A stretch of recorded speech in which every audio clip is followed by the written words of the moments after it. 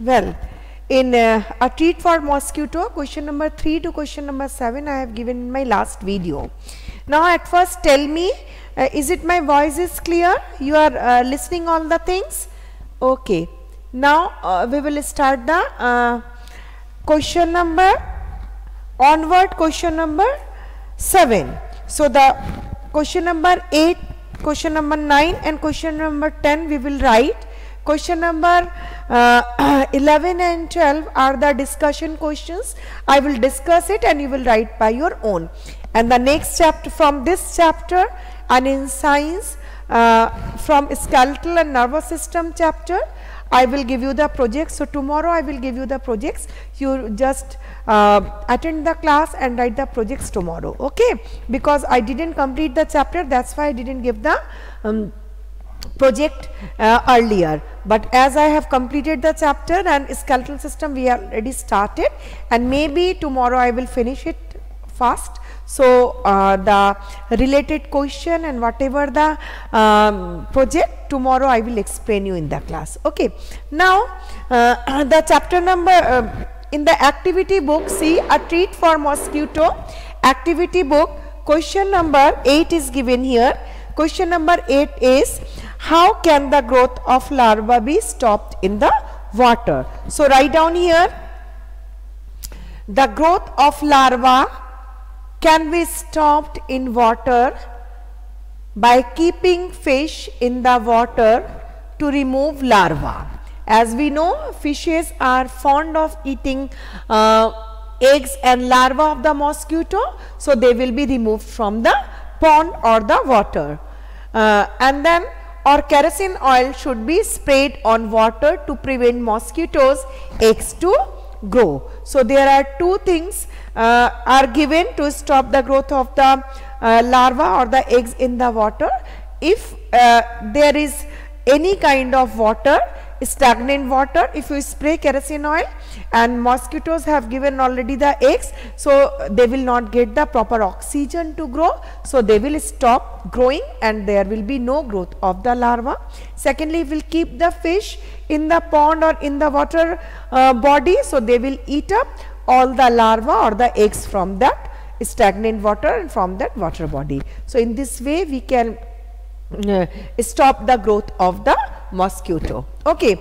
Now the next one is, or the question number 9 is, what are the symptoms of malaria? So you know what are the symptoms of malaria.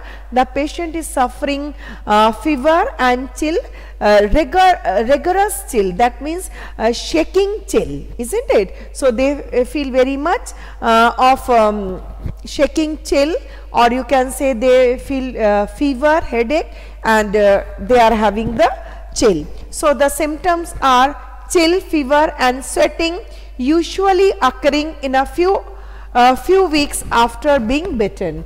When the malarial or the Anopheles female mosquito bite the person, immediately the symptoms will not be shown. Then after few weeks the person, when the germs will develop inside the body, after that the symptoms will show. So what are the symptoms that time? The symptoms will be chill, the person will feel cold and fever, and unusually that person will feel the sweating, chill and then sweating simultaneously as well as the fever. So the symptoms are chill, fever and sweating, usually occurring in few weeks after the being bitten. Then pain areas are abdomen and muscles, and that person who is suffering from the malaria, that person must have some kind of pain in the muscles and the abdomen portion. So the chill is there, fever is there, headache is there, as well as the person is suffering from muscular ache and abdominal ache. So these are the symptoms when a person is suffering from malaria. Now the third question is, or the class question number 10, what did Ronald Ross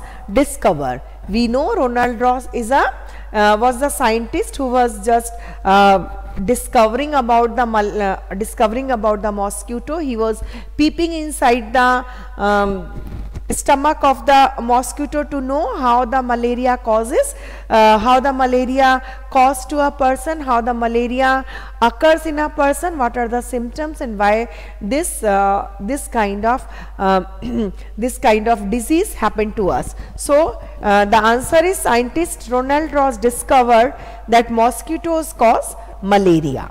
So this is he discovered the reason of the malaria is mosquito, but not all kind of mosquito, special kind of mosquito, that is Anopheles. Okay, so this is the way Ronald Ross was the scientist who discovered the cause of malaria, or the mosquitoes are the cause of malaria. This is up to 10 number question. Now question number 4. So these were the part of the question number 3. Now we will go through the question number 4. Briefly describe preventive measures for malaria. Can you suggest me any any kind of preventive measure? Do you know any kind of preventive measure for malaria? Any kind of preventive measure, do you know? Okay, so I will discuss these both answers and you will write the both answer in your copy by your own. Okay, so that's why I will just discuss it. What are the measures by which you can prevent the malaria? So don't let water collect around your neighborhood or near your house.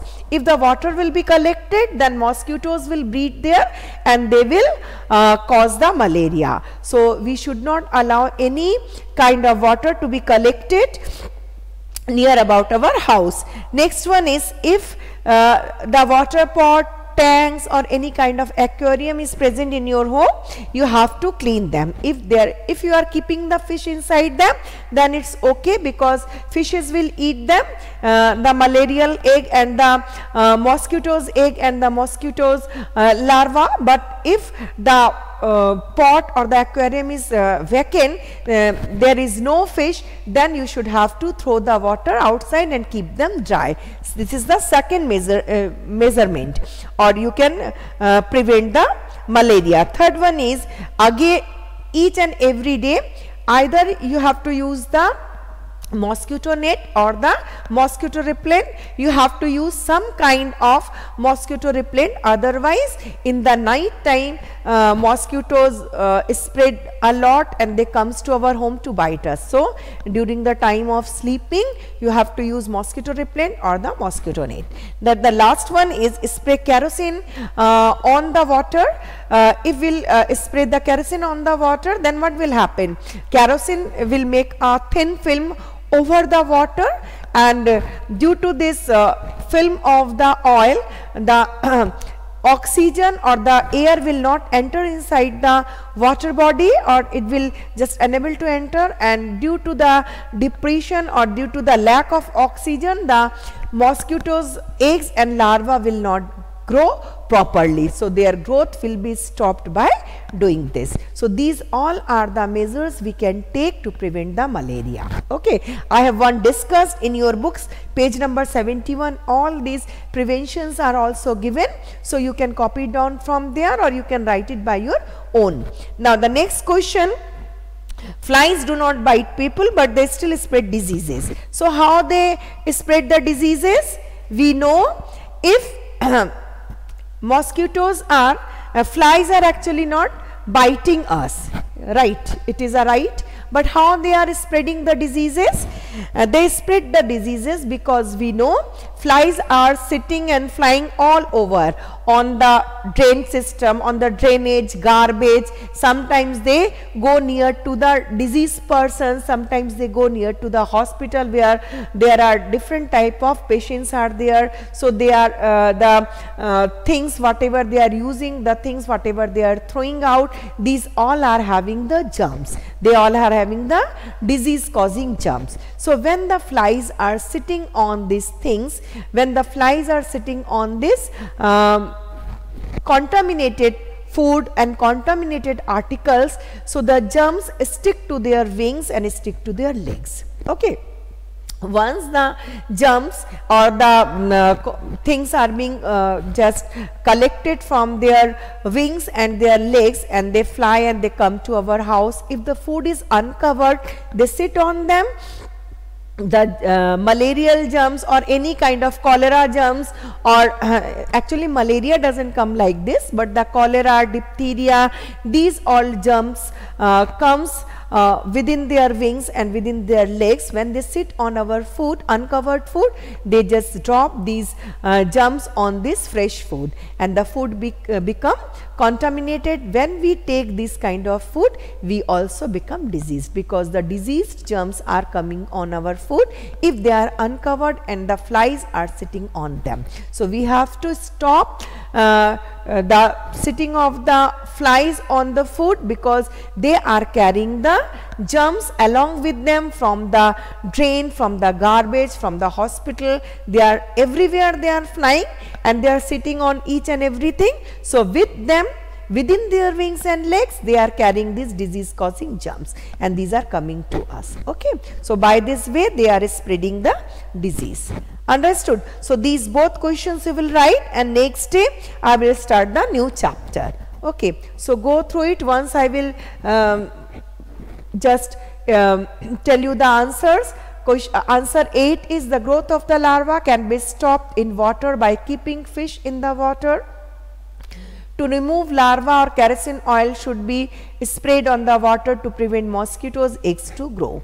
Answer 9, symptoms are chill, fever and sweating, usually occurring in few weeks after being bitten. Pain areas are abdomen and muscles.